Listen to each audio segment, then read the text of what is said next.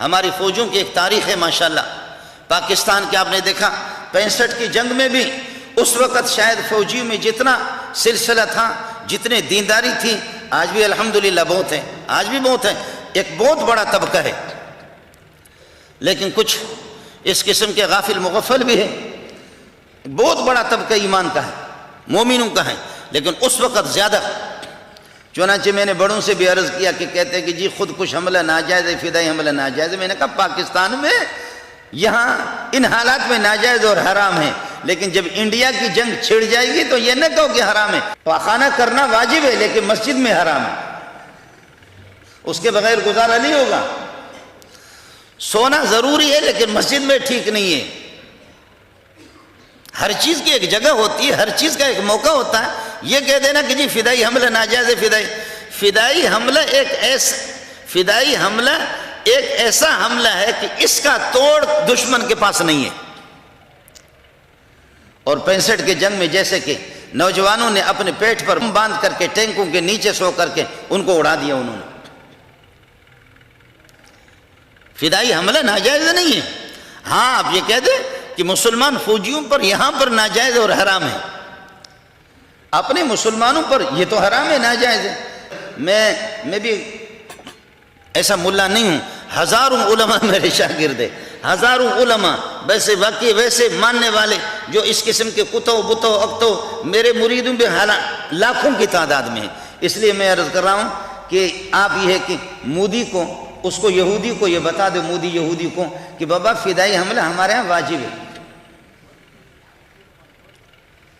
اور اگر ہمارے جنرل صاحب، چیف آف صاحب وہ ہمیں اجازت دے دیں تو مولویوں کی انشاءاللہ، مولوی تبلیغیوں کی تو گارنٹی نہیں دے سکتا، مولویوں کی انشاءاللہ ایک بڑی تعداد آپ کو دے دیں گے کہ جو بالکل لائن لگے گی، آپ دے دو ہمیں۔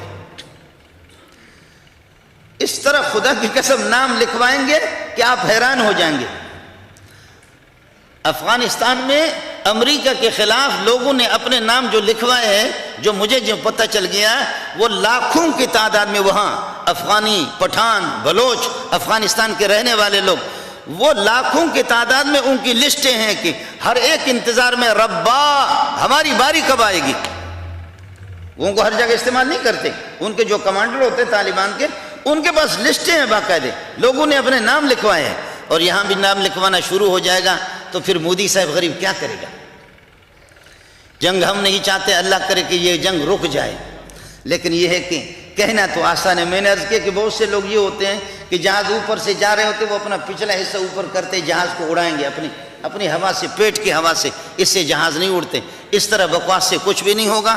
اللہ تعالیٰ امت مسلمہ کی دستگیری فرمائے، یا ایھا الذین آمنوا، ایمان والو، ایمان اور نظریے کی بنیاد پر جنگیں جیتی جاتی ہے۔ ایمان اور تمہارا کوئی نظریہ ہی نہیں ہے۔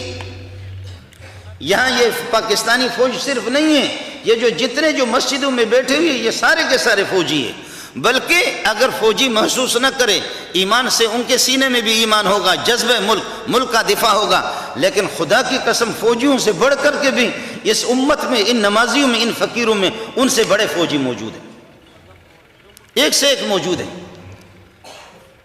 اللہ تعالیٰ جو ہے نا ہمارے ملک کی بھی حفاظت فرمائیں، اور یہ ہے کہ جنگ و جدال سے بچائیں، اس لیے کہ ان الملوک اذا دخلوا قریۃ افسدوها وجعلوا اعزۃ اہلها اذلہ۔ بادشاہ لڑائیاں جہاں ہوتی ہیں ملکوں کی تباہی ہوتی ہے، ملکوں کی تباہی ہوتی ہے۔ اللہ کرے اس کو بھی ہوش آ جائے، لیکن اس کو ہوش کہاں آئے گا؟ ہوش اگر اس میں ہوتی اور عقل اگر اس میں ہوتی، بصیرت تو ہوتی، تو پھر گائے کے پیشاب نہ پیتا، گائے کو تو پھر نہ پوچھتا۔ جس کا معبود گائے ہو تو پھر یہ کہ اس کو سمجھنے کا مسئلہ کیا؟ لیکن ہمیں اللہ کی طرف رجوع کرنا ہے۔ اللہ اس ملک کی حفاظت فرمائے، آپ کی حفاظت فرمائے، اس ملک کی باشندگان کی حفاظت فرمائے، مائیں بہنیں بھائی سب کی عزت آبرو جان مال کے اللہ حفاظت فرمائے۔